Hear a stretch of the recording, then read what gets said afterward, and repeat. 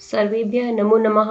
बहुत बहुत स्वागत है आपका अपने चैनल सुगम संस्कृतम में। मैं हूँ आपकी शिक्षिका प्रीति पांडे और आज मैं लेकर आई हूँ आपके लिए क्लास 6 का रुचिरा पाठ का 8वां पाठ, जिसका नाम है सूक्तिस्तबकः। अष्टमः पाठः सूक्तिस्तबकः। इससे पहले के जो 7 चैप्टर्स हैं वो आप सभी ने देखे होंगे और निश्चित रूप से वीडियो को लाइक, शेयर और सब्सक्राइब भी किया होगा चैनल को।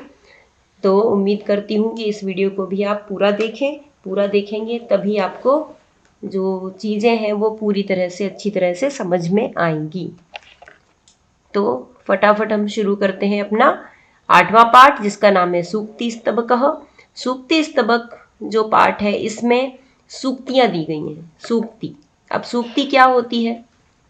सूक्ति शब्द जो है वो 2 शब्दों से मिलके बना है, जिसमें पहला शब्द है सु और दूसरा है उक्ति। ठीक है, अब देखिए यहाँ पे सु प्लस उक्ति। यहाँ पर कौन सी संधि हो रही है? दीर्घ संधि। सु छोटा उ, सु के अंत में छोटा उ है और उक्ति के प्रथम में यानी जो पहला अक्षर है वो उ है और समान स्वर मिलने की वजह से बड़ा उ हो गया, इसलिए यहाँ पर बड़ी उ की मात्रा आई है। तो सूक्ति का अर्थ क्या होता है? सुंदर उक्ति। उक्ति मतलब कथन। कथन मीन्स स्टेटमेंट। ठीक है, सु एक यहाँ पर उपसर्ग है जिसका अर्थ हमेशा गुड सेंस में आता है, अच्छे सेंस में आता है, यानी उसका अर्थ होता है सुंदर। सुंदर। और उक्ति मतलब स्टेटमेंट या कथन, मतलब सुंदर कथन। अर्थात क्या हुआ? सुंदर कथन मतलब अच्छी बातें, जो सुंदर सुंदर बातें हमारे शास्त्रों में लिखी गई हैं, जो विद्वानों ने और अपनी जिंदगी के अनुभव से जो महसूस की, उनको जो लिखा है वो सुंदर बातें हमें इस पाठ में पढ़ने को मिलेंगी, जिसमें श्लोक दिए गए हैं। ये जो पाठ है उसमें श्लोक हैं जिसमें आपको अपने जीवन से संबंधित, अपने जीवन में जो उपयोग में आने वाली शिक्षाप्रद बातें हैं वो आपको इसमें सीखने को, जानने को मिलेंगी। इसलिए इसका नाम है सूक्तिस्तबकः। तो शुरू करते हैं। पहला श्लोक है, उद्यमेन हि सिद्ध्यन्ति कार्याणि न मनोरथैः न हि सुप्तस्य सिंहस्य प्रविशन्ति मुखे मृगाः। इसका अर्थ देखिए, उद्यमेन, पहला शब्द जो है वो है उद्यमेन। यहाँ पर उद्यम शब्द में तृतीय विभक्ति एक वचन का रूप आपको दिख रहा है। तृतीय विभक्ति एक वचन। और उद्यम का अर्थ क्या होता है? मेहनत, हार्ड वर्क, परिश्रम। अब तृतीय एक वचन का जो कारक चिन्ह है वो क्या होता है? से के द्वारा, से या के द्वारा। तो अब हम इसमें मेहनत के आगे यही चिन्ह लगा देंगे। तो इसका अर्थ क्या बन जाएगा? मेहनत से या मेहनत के द्वारा। मेहनत से ही का मतलब है ही। ठीक है, मेहनत से ही, परिश्रम से ही, उद्यम से ही सिद्ध्यंति। सिद्ध्यंति माने सिद्ध होते हैं, अर्थात पूरे होते हैं, फुलफिल होते हैं। सिद्ध्यंति एक क्रिया है। ठीक है, मेहनत से ही पूरे होते हैं। क्या क्या पूरे होते हैं? कार्याणि। कार्याणि अर्थात कार्य, यानी कोई भी कार्य अगर हम करते हैं या वो कार्य हमारा सफल हो, हम ऐसा चाहते हैं, तो हमें उसके लिए मेहनत करनी पड़ेगी, करनी होती है। वही यहाँ पे इसमें श्लोक का इसका अर्थ है कि उद्यम से ही काम पूरे होते हैं, काम सफल होते हैं। न मनोरथ ही हो, किससे नहीं? न अर्थात नहीं, मनोरथ अर्थात मन में इच्छा करना, यानी विश करना। हम सिर्फ मन में इच्छा कर लें कि हमें अपनी क्लास में फर्स्ट आना है, मन में इच्छा करते रहे, मीन्स सपने देखते रहे और उसके लिए कुछ भी मेहनत न करें, तो क्या हमारा वो जो कार्य है वो सफल होगा? नहीं होगा। ठीक है, तो इसमें वही शिक्षा दी जा रही है इस श्लोक में कि उद्यम करने से ही, मेहनत करने से ही काम सफल होते हैं, इच्छा करने से नहीं। देखिए अब मनोरथ ही है, यहाँ पे इस शब्द में कौन सी विभक्ति लगी हुई है? तृतीया विभक्ति बहुवचन, यानी मन में इच्छाएं करने से नहीं है, यानी कि बहुवचन है। ठीक है, आगे देखिए, अब एग्जाम्पल भी दिया गया है क्या कि नहीं सुप्तस्य सिंहस्य, ना माने नहीं, ही माने ही, नहीं सुप्तस्य माने सोए हुए, सिंहस्य माने शेर के। अब देखिए शेर जो है वो जंगल का राजा होता है, बहुत शक्तिशाली होता है, सब उससे डरते हैं। लेकिन क्या अगर शेर भी मन में इच्छा ही करता रहे, मेरा पेट भर जाए, मेरा पेट भर जाए, सोता ही रहे और कोई मेहनत न करे, तो क्या सिर्फ मन में इच्छा करने से उसका पेट भर जाएगा, उसका मनोरथ सफल हो जाएगा? नहीं। तो वही यहाँ पर एग्जाम्पल दिया है सोए हुए शेर का, कि अगर शेर भी सोता ही रहे, भले वो कितना बड़ा जंगल का राजा है, बहुत स्ट्रांग है, लेकिन अगर वो सोता ही रहेगा तो प्रविशंति मुखे मृगाह, जो मृगा है, मृगा मतलब कौन? हिरन, डियर। शेर हिरन का शिकार करता है ना, तो जो हिरन है वो नहीं प्रविशंति सिंह सुप्तस्य सिंहस्य मुखे, अर्थात सोए हुए सिंह के मुखे, अर्थात मुख में, सप्तमी एक वचन है, सप्तमी विभक्ति एक वचन, कारक चिन्ह में पर, मुख में, मुख अर्थात मुंह, माउथ। ठीक है, तो सोए हुए सिंह के, सोए हुए शेर के मुख में, मृगा माने हिरन, नहीं प्रविशंति, अपने आप प्रवेश नहीं करते। फिर से देखिए इसका अर्थ एक बार, यानी जिस प्रकार से सोए हुए शेर के मुख में हिरन अपने आप प्रवेश नहीं करते, उसी प्रकार से उद्यम करने से ही काम सफल होते हैं, मन में इच्छा करने से नहीं। ये इस श्लोक का अर्थ है। नेक्स्ट देखिए अगला श्लोक, पुस्तके पठितः पाठः जीवने नैव साधितः, किं भवेत् तेन पाठेन जीवने यो न सार्थकः। इस श्लोक में पुस्तक में स्थित विद्या का कोई महत्व नहीं है अगर हमने उसमें उसको अपनी जिंदगी में धारण नहीं किया, इस बात को समझाया गया है। क्या कि पुस्तकें माने पुस्तक में, अगेन सप्तमी विभक्ति एक वचन, पठितः माने पढ़ा हुआ, पुस्तक में पढ़ा हुआ, पाठ माने पाठ, लेसन, जो भी हम पाठ पढ़ रहे हैं सिर्फ हमने उसको पुस्तक में पढ़ लिया। और जीवने नैव साधितः, जीवने माने जीवन में, नैव माने बिल्कुल भी नहीं, साधितः माने सिद्ध किया। जीवने में भी सप्तमी एक वचन है, तो यहाँ भी मैं चिन्ह लगाएंगे, यानी पुस्तक में पाठ पढ़ लिया और जीवने यानी जीवन में, नैव नहीं, साधितः माने सिद्ध किया, उसको अपने जीवन में धारण नहीं किया, उसको अपने लाइफ में फॉलो नहीं किया।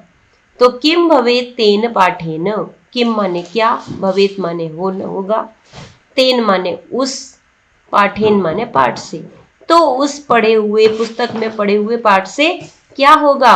जीवने यो न सार्थकः, जो जीवन में सार्थक नहीं है। यानी अगर आपने पुस्तक में सिर्फ पढ़ लिया कि हमें इस तरह जीना चाहिए, हमें इस तरह बोलना चाहिए, हमें ये बातों को अपनाना चाहिए, सिर्फ हम पुस्तक में पढ़ लें, रट लें और उसको अपने लाइफ में फॉलो ना करें उन चीज़ों को, तो ऐसे पढ़े हुए पाठ से कोई फायदा नहीं है, वो हमारे जीवन को सार्थक नहीं बना सकता। सार्थक का अर्थ होता है मीनिंगफुल, विद मीनिंग, मीनिंगफुल। तो जिस पाठ को हमने अपने जीवन में धारण नहीं किया, अपनाया नहीं, तो ऐसे पुस्तक में पढ़े गए पाठ से, ऐसी शिक्षा से कोई फायदा नहीं है। अगला देखिए, प्रिय वाक्य प्रदानेन सर्वे तुष्यन्ति मानवाः, तस्मात् प्रियं हि वक्तव्यं वचने का दरिद्रता। इस श्लोक में प्रिय वाक्य यानी प्यार से बोलना चाहिए, ऐसा हमें, ऐसी शिक्षा दी जा रही है कि हमें किस प्रकार से बात करनी चाहिए। तो देखिए इसका अर्थ कि प्रिय वाक्य प्रदानेन, प्रिय माने प्यारा, वाक्य मतलब बातें जो हम बोलते हैं, प्रदानेन माने देने से, दूसरे के साथ जब हम बात करते हैं तो अपनी बात जब हम बोलते हैं तो दूसरों को देते हैं, ठीक है। तो वही यहाँ पे कहा है कि प्रिय वाक्य बोलने से, प्रिय वाक्य प्रदान करने से, अच्छी बातें बोलने से, प्यारी बातें बोलने से, प्रदानेन में तृतीय एक वचन लगा हुआ है विभक्ति जिसका कारक चिन्ह होता है से, तो प्रिय बात बोलने से, अच्छी बातें बोलने से, सर्वे माने सभी, तुष्यंति माने संतुष्ट होते हैं, सेटिस्फाइड होते हैं, तुष्यंति का अर्थ होता है सेटिस्फाइड। मानवा, कौन संतुष्ट होते हैं? मानवा माने मनुष्य, ह्यूमन बीइंग। सभी मनुष्य प्रिय बातें बोलने से क्या होते हैं? सेटिस्फाइड होते हैं, संतुष्ट होते हैं। यानी सब, हर व्यक्ति को उनसे सब प्यार से बोले, सब ऐसा ही एक्सपेक्ट करते हैं। आगे, तस्मात् प्रियम ही वक्तव्यम, तस्मात् माने इसलिए, प्रियम माने प्यारा, अच्छा, ही माने ही, वक्तव्यम माने बोलना चाहिए। इसलिए हमें प्यार से ही बोलना चाहिए, प्यार से ही बात करनी चाहिए।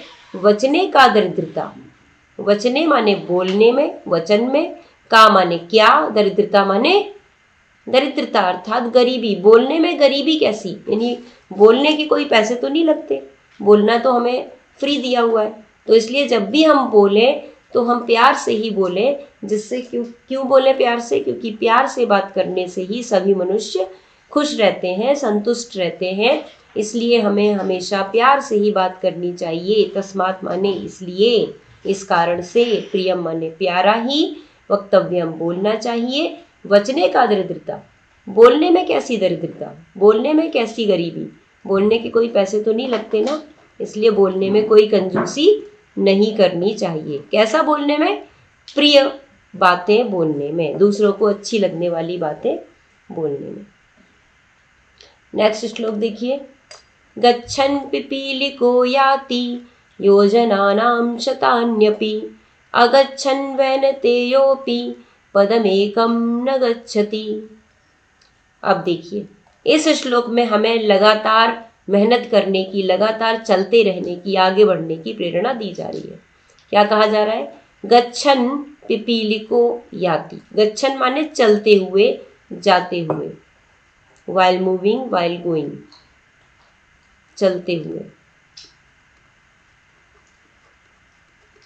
पिपीलिका कहते हैं चींटी को, एंट। याति माने जाती है, गोज, जाती है। यानी चलते हुए चींटी भी, याति माने जाती है या चली जाती है, कहाँ तक? योजना नाम शतान्यपि, योजन कहते हैं, योजन जो है वो दूरी को नापने की, यानी कि डिस्टेंस को मेजर करने की एक पुरानी प्राचीन यूनिट है। प्राचीन काल में हम योजन में दूरी को नापते थे, 1 योजन, 2 योजन, जैसे आजकल हम किलोमीटर में नापते हैं, वैसे ही पहले माइल्स में भी नापते थे, मील कहते थे हिंदी में।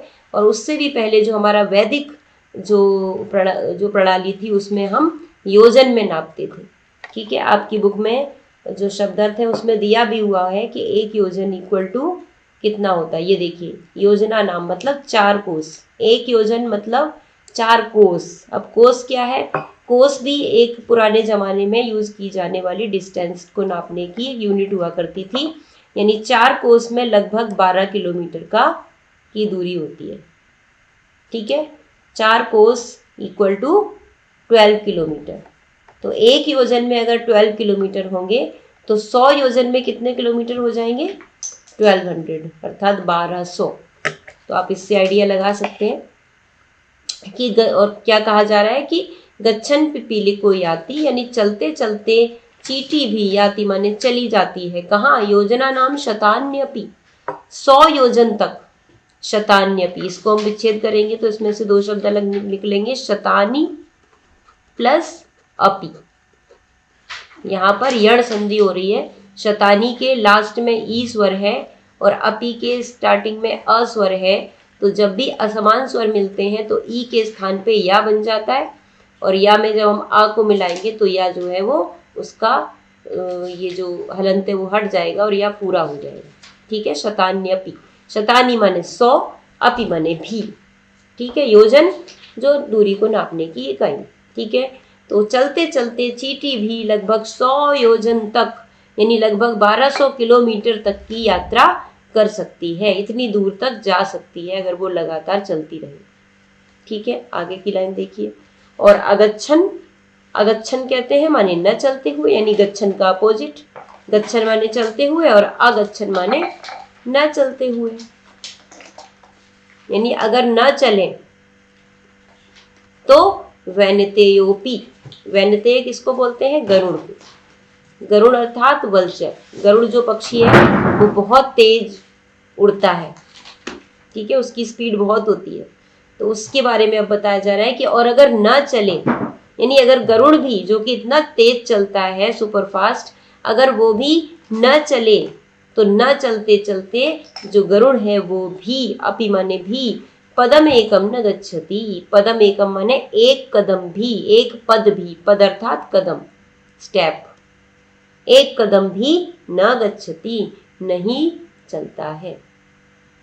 तो मतलब हमें इसमें क्या शिक्षा दी जा रही है कि हमें भी निरंतर अगर कहीं अपने लक्ष्य तक पहुंचना है तो निरंतर हमें चलना पड़ेगा, निरंतर कर्म करना पड़ेगा, निरंतर हमें कार्य करते रहना पड़ेगा कंटिन्यूअसली, तभी हम अपने लक्ष्य को प्राप्त कर सकते हैं। और वहां पर आपको दो चीजों के एग्जाम्पल दिए हैं, एक जो सबसे छोटा प्राणी है और एक जो सबसे बड़ा प्राणी है स्पीड में। ठीक है, तो वही कहा जा रहा है कि चलते चलते तो चींटी भी लगभग 1200 किलोमीटर तक की यात्रा कर सकती है, और अगर न चले तो गरुड़ भी एक कदम भी नहीं चल सकता।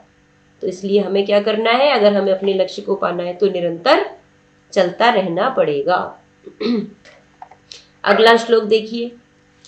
काकः कृष्णः पिकः कृष्णः को भेदः पिक काकयोः वसंत समये प्राप्ते काकः काकः पिकः पिकः।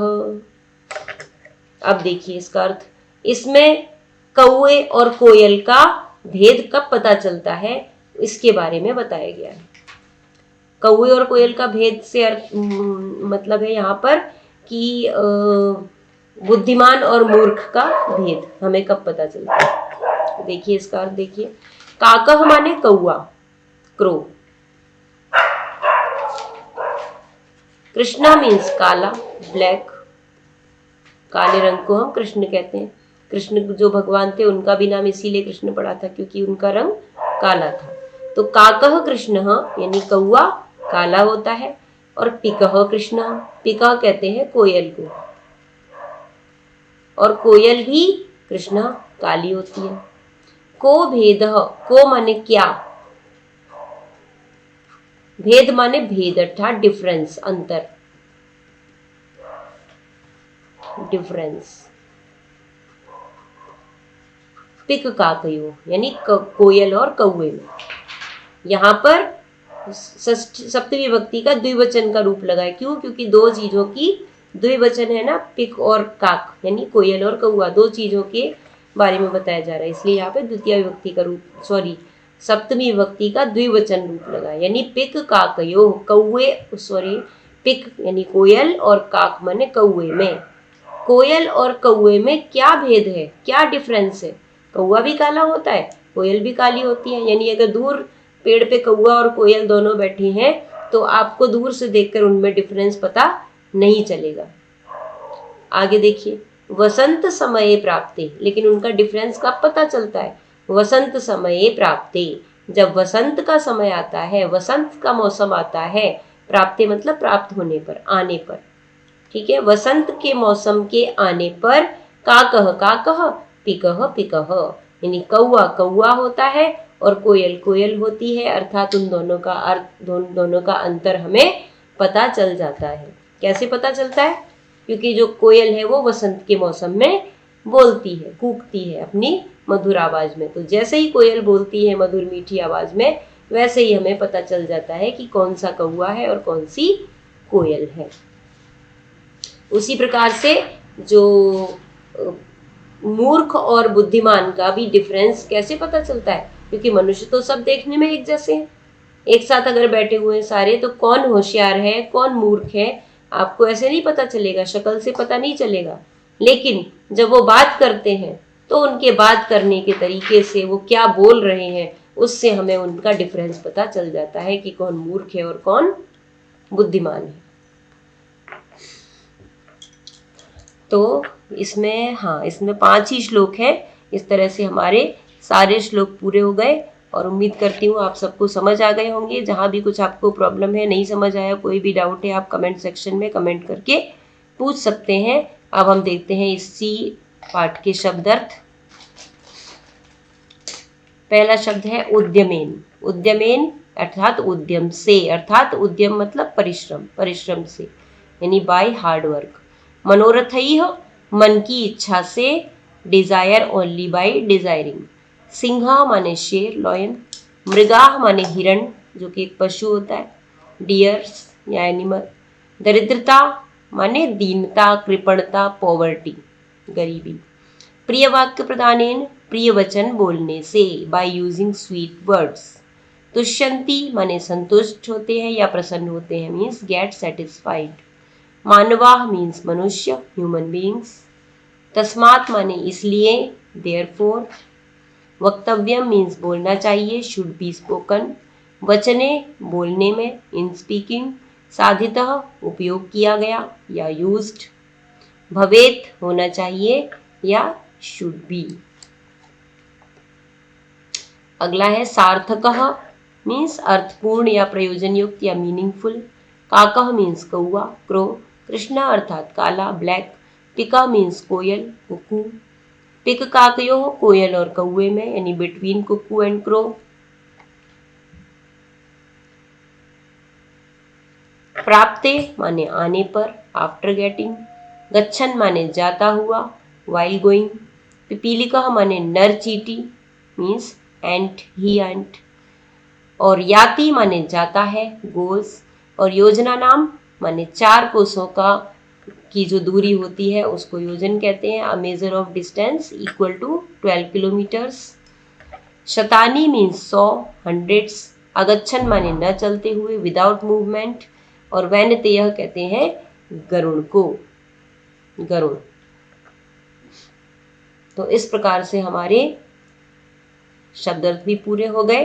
तो उम्मीद करती हूँ सबको ये जो श्लोक है वो समझ में आएंगे, और सबसे बड़ी बात है कि आप इनको अपने जीवन में फॉलो भी करेंगे, अपने जीवन में धारण करेंगे, तभी हमारे लिए वो विद्या, वो शिक्षा सफल होगी।